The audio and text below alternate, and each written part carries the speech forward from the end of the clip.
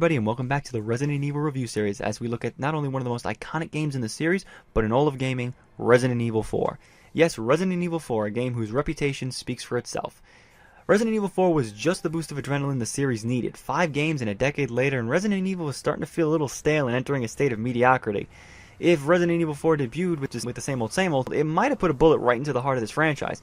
Thankfully, though, the game evolved on the original structure to complete a completely new experience. However, these changes evolved the Resident Evil series into a completely different genre of game, one that some fans have accepted, while others still kinda take some issues with to this day. Story-wise, we've jumped 6 years after the bombs dropped on Raccoon City, and Claire Redfield, Leon Kennedy, and Joe Valentine all managed to escape. In that gap, Umbrella's shady dealing with the biological terror became known worldwide, and the company was dissolved.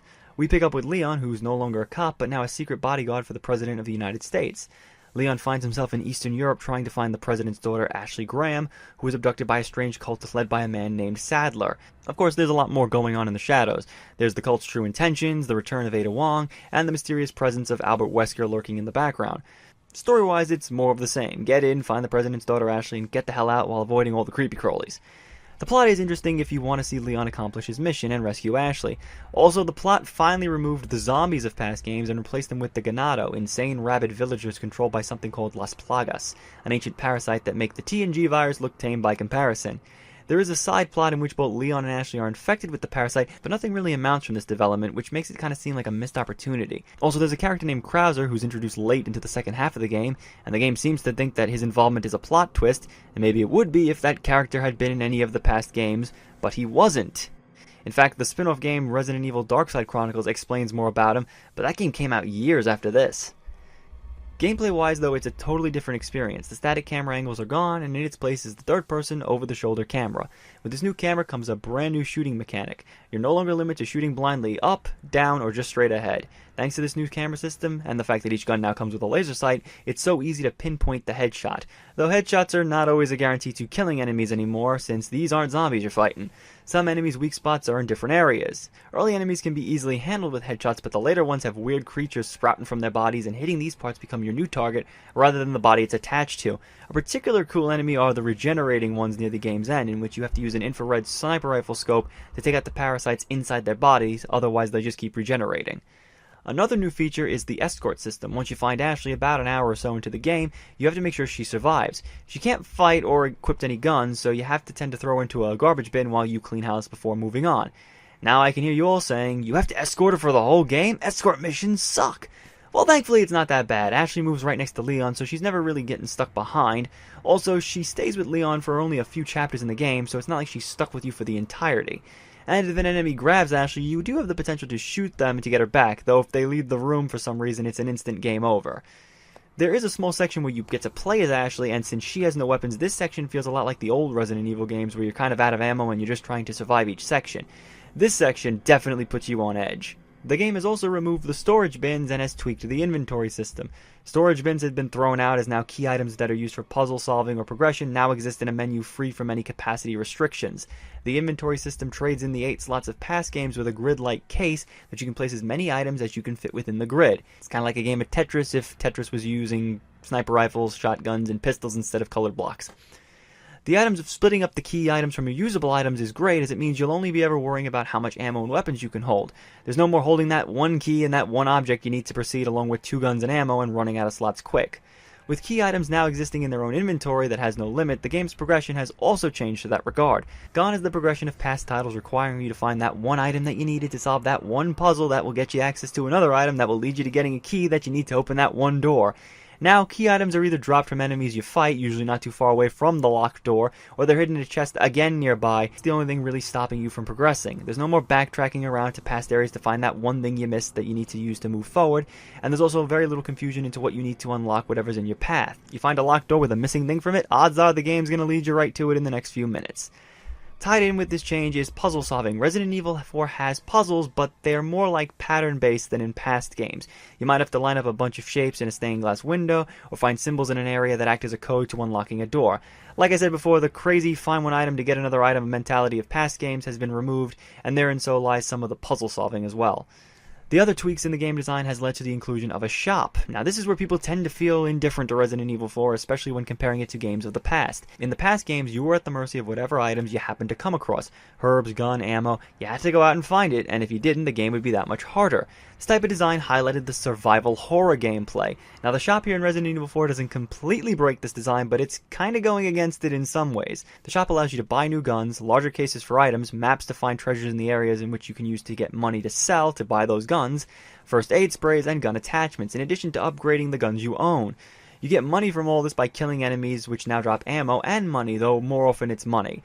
You can pick up random items that you think might be this game's random collectible puzzle objects, but in actuality these are things you can sell at the shop to get even more money. Now the shop is limited in that you can't buy ammo, and the shop only has one first aid spray that it'll ever give you access to. But now you just purchase your guns here rather than finding them on your own, which is a little bit easier than what was done in past games. Occasionally you can find a weapon that you'll see in the environment, but more often than not, even if you miss something, the shop's going to have it for you in case you didn't find it. Which kind of seems like a little bit of an easy mode, don't you think? Also, you can buy a rocket launcher midway through the game, and while that too is limited in that you only got one shot to use, it can still make the game a lot easier, particularly with the boss fights that I'll explain more on in a bit. The boss fights are a lot of fun and way more epic than anything seen in past games. You battle a mutated lake monster while on a boat, and you have to harpoon him to death. There's a tense-up, close encountered battle against a mutated villager inside of a small shed, along with fights against giant monsters called El Gigante. Boss fights also have quick-time events thrown in which you can dodge their attacks or deal out damage. Though it's not clear when these prompts are going to pop up, so you need to be paying attention, and that just adds to the tension of some of these fights. One of the boss fights in particular is kinda cheap, and some of them can become too easy, thanks in part to the shop allowing you to buy a freaking rocket launcher, like I said. The one cheap boss comes near the end when Sadler sends a weird monster after you in some caves. You're placed on a hanging cargo hold suspended by chains. You're free to shoot the monster at this point, but the goal here is really to make it through the cargo hole and get back onto solid ground. However, the game doesn't make that all too clear, and you can waste a ton of ammo on this thing and nothing will happen. Once you reach solid ground, the real fight starts, and now you're stuck with whatever ammo you have left. Some of the other boss fights again can become too easy thanks in part to that ability to buy a rocket launcher. The first time I played Resident Evil 4, I was having trouble with the Salazar fight, so after a few tries I decided to buy a rocket launcher, hoping that this would weaken him enough for my shotgun to finish him off. Though after one direct hit to the face, he was dead on impact. I kind of felt like I cheated the game, like I'd taken the easy way out, and because of this, I never bought a rocket launcher again for any of the other bosses. There's also a bunch to do after the credits have rolled. First, there's Assignment Ada, which has you playing as Ada in a mission mode of sorts, trying to complete mission objectives. Then there's the Return of the Mercenaries mode, which works here better than it did in Nemesis thanks to those enhanced controls. And finally, there is the Separate Ways campaign. This second campaign was only included in the re-release versions of Resident Evil 4 after the release on the GameCube. Separate Ways essentially has you playing the whole game over again from the perspective of Ada, so if you're interested in learning more about what Ada was really up to during Leon's mission, then this is a must-play. She also has a couple of different weapons and items that Leon doesn't have, so it does seem a little bit different, and while you go through the same areas, there's enough diversity here to keep it from seeming as repetitive as a second playthrough would be. The presentation is great, and the in-game graphics are quite a step up from Code Veronica, and that's thanks in part to the new camera. You can finally appreciate the design of the environments in greater detail. There are also rendered cutscenes, and these look great as well. The biggest plus to the presentation is the voice cast. After 5 games of inconsistent voiceover work, Resident Evil 4 is a great improvement. The script still might not be the strongest asset, but at least the voice actors sell it pretty well, though occasionally there is an odd line or poor delivery. Oh, and get ready to be annoyed at the sound of Ashley yelling Leon's name in the same 3 reused recordings throughout the game. The music is also great. Some areas have no music, which adds to the atmosphere, though when the music does kick in, it's really good. It can be somber in some areas when Leon's alone, or really loud and bombastic during the encounters with enemies. Now, after hearing all the new things that Resident Evil 4 brings to the table, it would be safe to say that Resident Evil 4 isn't really a survival horror game anymore, despite what Capcom would have you believe. And it's true, Resident Evil 4 is way more action-focused, and this is made abundantly clear by the game's opening, which has you avoiding crazed villagers with knives and chainsaws for the first 5 minutes. Oh, you can try to run and not shoot, but that's only going to get you so far. There are moments when you can avoid enemies, but now more than often the game gives you little choice but to fight. Also, the save system has been reworked, so now you don't need ink ribbons when you reach a typewriter, and the game has checkpoints, so dying no longer means going back to the title, removing that obstacle as well. But even with these changes and the lack of a true survival horror experience, does that make Resident Evil 4 a disappointment? Hell no, Resident Evil 4 still feels like a Resident Evil game even with these drastic changes. Resident Evil 4 is still a great game. The controls for shooting have been redefined, creating fun, intense moments when you're swarmed by enemies. The atmosphere is great, compete with dreary set pieces and locations, and even with the changes that make the game a little bit easier than the past ones, you're never forced to really take advantage of all these options. You don't have to buy all the guns at the shop or even the rocket launcher, and the game never puts a gun to your head and forces you to do so. Hell, you don't even have to use the shop at all. If you want, you probably could just upgrade the starting pistol and shotgun and still make it out okay.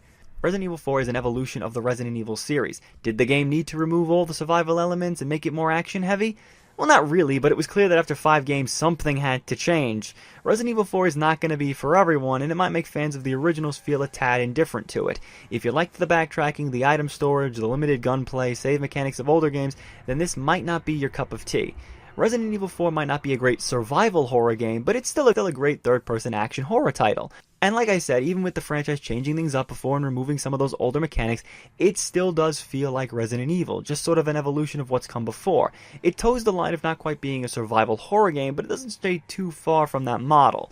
Later games, on the other hand, went way too far from the intentions of the originals, but we'll get there when we get there.